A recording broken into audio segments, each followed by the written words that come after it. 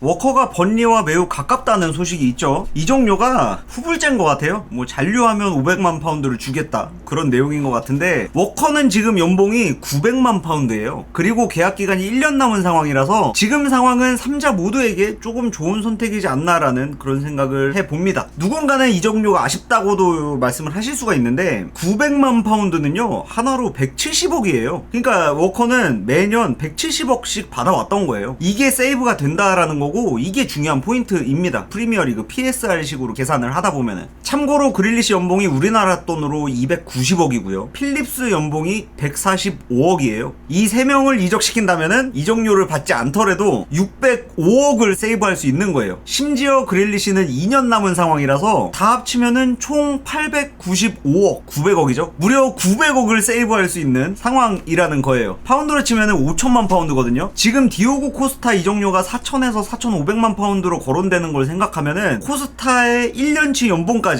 쌤쌤이 될 수 있는 상황인 거예요. 이 3명을 만약에 매각을 하게 된다라면. 워커 이야기는 좀 짧으니까 그릴리시 이야기로 자연스럽게 넘어와 보면은, 아쉽지만은 워커처럼 빨리 해결이 되어야 하는 상황인 거고, 그릴리시의 팬분들은 물론 많이들 아쉬워하시겠지만은 냉정하게 비용이 크면 효율도 그만큼 커야 하는데 시간을 두고 기다려줄 수 있는 규모가 아니다 보니까 어쩔 수 없이 매각을 좀 고려를 하고 있는 게 아닌가라는 그런 생각을 좀 해볼 수가 있을 것 같아요. 그리고 이적료가 아깝다고 생각하는 것도 이해가 되긴 하는데, 그건 또 이제 지나간 건 지나간 거고, 그거 아쉬워하는 지금도 돈은 계속 빠져나가고 있으니까요. 밑빠진 독에 계속 물을 붓고 있는 상황이니까 지금을 생각해야 되는 거죠. PSR 기준으로 생각을 한번 해봅시다. 그릴리시의 현재 몸값이 4천만 파운드로 평가를 받고 있는 상황이고, 연봉도 800만 파운드 수준의 선수라고 평가된다라고 가정을 하면은, 왜 이 기준이냐면은 보통은 요 정도 기량이 홍그러운 선수들은 800만 파운드 정도로 연봉을 받고 있으니까 그 정도 규모로 일단 생각을 한번 해보자라고 하면은, 연봉 차액이 800만 파운드잖아요. 그러면 이 선수랑 4년 계약을 한다 치면은 3,200만 파운드의 차액이 발생하는 거예요. 영입하는 팀이 지금 맨시티가 주는 연봉을 유지해 준다는 전제하에. 그러니까 맨시티는 이적료로 800만에서 1000만 파운드만 받을 수밖에 없다는 그런 뜻이 되는 겁니다. 물론 여기에 스타성이라는 플러스 알파가 있어서 어느 정도는 상향될 수도 있긴 하겠지만은 마냥 드라마틱하게 인상될 것 같지는 않아요. 그러니까 결국에는 많이 받아봐야 2000만 파운드 정도가 될 것 같다라고 생각해 볼 수 있을 것 같습니다. 그렇다고 해서 본인이 스스로 연봉을 낮춰서 협상을 해? 그거는 기대할 수 없잖아요, 솔직히. 그릴리시가 뭐하러 맨시티 입장을 고려해서 연봉을 낮춰서 협상을 해주겠어요. 그냥 그럴 거면은 2년 동안 그냥 임대나 좀 다니다가 자유계약으로 좋은 조건의 계약을 따내는 게 훨씬 이득이죠. 선수들은 몸값을 올리는 거는 어렵지만 이 올라간 몸값을 낮추는 건 너무 쉽잖아요. 그리고 한번 내려가면은 더 이상 올릴 수는 없으니까, 냉정하게. 그래서 지금 뭐 그릴리시 상황을 이렇게 살펴보면은 구체적인 루머가 지금 없죠. 없을 수밖에 없는 이유예요. 그러니까 지금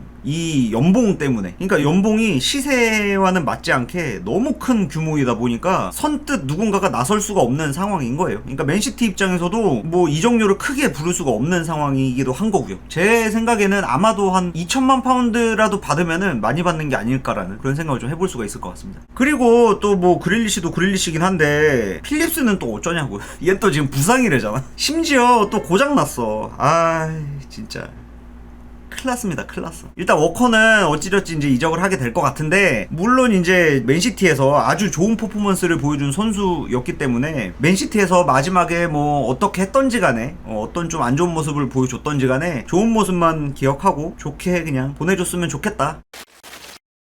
다음 뉴스. 테오 슈테겐이 지난 4월에 인터뷰를 한 적이 있습니다. 뇌피셜도 아니고 페이크 뉴스도 아니고 인터뷰예요. 여기 보시는 것처럼. 그리고 여기서 이제 2016년도에 펩이랑 있었던 일화에 대해서 이제 언급을 한번 해줬었는데요. 2016년에 펩이 바르셀로나로 날 찾아왔다. 그리고 펩은 이렇게 말했다. 나 이제 맨시티로 갈 거야. 네가 함께 해줬으면 좋겠어. 라고 말이죠. 설득하기 위한 노력을 정말 많이 했다고 해요. 테오 슈테겐은 그 당시에 리그 출장을 못하고 있었던 상황이었기 때문에 당연하게 바르샤 측에 불만이 어느 정도 있었고, 그리고 반대로 펩이 이야기해주면서 본인을 이렇게 설득하는 모습에 약간 그 감동도 했다고 합니다. 그래서 곧바로 루초를 찾아가서 저 맨시티로 가고 싶습니다 라고 이야기를 했더니 루초는 절대 안 돼 라고 대답하면서 보드진 측에도 널 놔주지 말라고 이야기할 거야 라는 그런 대답을 들었다고 해요. 화가 좀 났지만 저도 보드진 측에 제 의견을 전달하겠습니다 라고 침착하게 이야기한 뒤에 보드진의 대답을 기다렸는데, 그들도 루초와 같은 생각이었는지 정확히 3주 뒤에 브라보가 맨시티로 가는 것을 봤다고 이야기를 합니다. 그리고 결과적으로는 떠나지 않아서 기뻤고 그 덕분에 저는 최고의 선수가 됐습니다 라는 이야기로 마무리를 해요.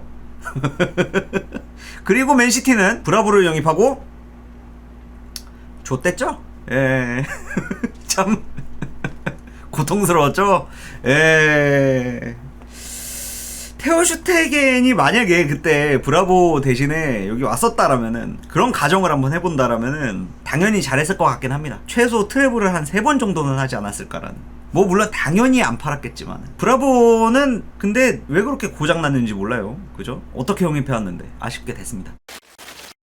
자연스럽게 골키퍼 이야기로 연결지어서 오르테가 이야기를 좀 해보자면은, 지난달까지 오르테가가 레버쿠젠이랑 링크가 있었는데, 레버쿠젠은 마크 플래컨이라는 브렌트포드의 주전 골키퍼를 영입해버렸죠. 그래서 레버쿠젠은 현재 3명의 골키퍼를 보유한 상황이고, 레버쿠젠의 기사들을 쭉 읽어보다 보니까 흐라데키, 코바르 둘 다 입지가 별로 안 좋은 상황인 것 같더라고요. 여기에 코바르는 현재 다른 클럽들과 연결되고 있는 상황으로 보여지기도 하고요. 만약에 둘 다 내보내게 된다면 레버쿠젠은 오르테가를 다시 한번 생각해보지 않을까라는 생각을 해보기는 했는데, 만약에 가더라도 오르테가는 플래컨이랑 경쟁을 해야 하는 상황이거든요. 플래컨도 당연히 주전을 생각하고 간 것일 거기 때문에, 그래서 오르테가는 이런 경쟁을 선택할 것 같지는 않아요. 그리고 레버쿠젠도 주전급을 2명이나 보유할 것 같지도 않고, 오르테가 입장을 한번 생각을 해보면은 지금 월드컵 멤버에 포함이 되냐 마냐 하는 그런 상황이라서 주전을 뛸 수 있는 클럽을 찾아볼 수도 있을 것 같긴 하거든요. 왜냐면은 오르테가가 지금 32살이라서 이번이 월드컵에 합류할 수 있는 마지막 기회라고 해도 과언이 아닌 상황이니까, 그래서 도전을 한번 해볼 것 같기는 한데, 이 역시도 아까 그릴리시 상황처럼 그 어느 클럽에서도 지금 오르테가를 관심 있게 바라보고 있다라는 내용들이 흘러나오지 않고 있죠. 오르테가도 일단 상황을 지켜보고 있다라는, 열려있다라는 방식으로 인터뷰를 최근에 했음에도 불구하고, 왜냐면은 오르테가도 주급이 높아요. 9만 파운드예요. 9만 파운드. 골키퍼가 9만 파운드를 받는다라는 게 얼마나 높은 수준이냐면은, 이를테면 아까 그 플래컨을 브렌트포드에서 영입했다 그랬잖아요. 브렌트포드의 최고 주급 수령자도 지금 7만 파운드예요. 그러니까 플래컨이 여기서 브렌트포드에서 얼마나 받았는지 모르겠지만은 아마도 중간 수준이었겠죠. 4만에서 5만 파운드 수준으로 받았겠죠. 그리고 지금도 레버쿠젠에서 막 그렇게 크게 인상되진 않았겠죠. 이렇게 따지면은 분데스리가 클럽들 입장에서는 오르테가의 연봉이 부담스럽게 느껴질 수밖에 없는 그런 상황이지 않을까, 망설여지는 수준이지 않을까라는 그런 생각을 좀 해보는 게 맞는 것 같습니다. 그래서 루머가 없는 것 같아, 내가 볼 때는. 그래서 클럽들이나 오르테가나 그리고 맨시티나 다들 쉽게 생각할 만한 상황은 아닌 것 같기는 해요. 이번에 이적 시장 자체가 다들 이렇게 내용이 어려워지는 게 연봉 때문이에요. 다들 연봉이 너무 큰 폭으로 인상이 되어버려서 계속 발목을 잡히고 있는 상황이죠. 근데 또 그럴 수밖에 없는 이유가, 왜냐면은 맨시티는 지금 있는 멤버들 가지고 정말 많은 우승들을 해왔잖아요. 상여금이라는 것도 있어야 되고 퍼포먼스에 대한 보상을 계속 지속적으로 해줘왔기 때문에 연봉 인상이 이제 과하다 싶을 정도로까지 이렇게 넘쳐나게 된 거지. 근데 이런 상황에서 선수들을 매각하려니까 선수들은 이미 나이를 먹었고 연봉은 또 많고, 이 나이 먹은 선수들을 맨시티에서 받고 있는 수준만큼 지불할 그런 호구 클럽은 솔직히 없다고 보는 게 맞잖아요. 임대를 받는 입장에서도 사실 그렇게 쉽게 선택할 것 같지는 않아요. 어려운 문제가 됐습니다. 아무튼 오르테가 이적 사과도 일단 지켜보도록 합시다. 일단 7월 28일까지는 어쨌든지 간에 결정이 날 것 같긴 하니까, 뭐가 어떻게 됐던지 간에. 그 과정 속에서 또 디에고 코스타 같은 경우에도 루머가 좀 더 진해질 수도 있고, 아니면 다른 골키퍼 루머가 또 나올 수도 있는 거고, 또 어떻게 될지 모르니까 일단 보도록 합시다. 아무튼 이 타이밍에 정리 한번 해봄직한 내용들을 다뤄봤는데요. 재미가 있으셨는지 모르겠습니다.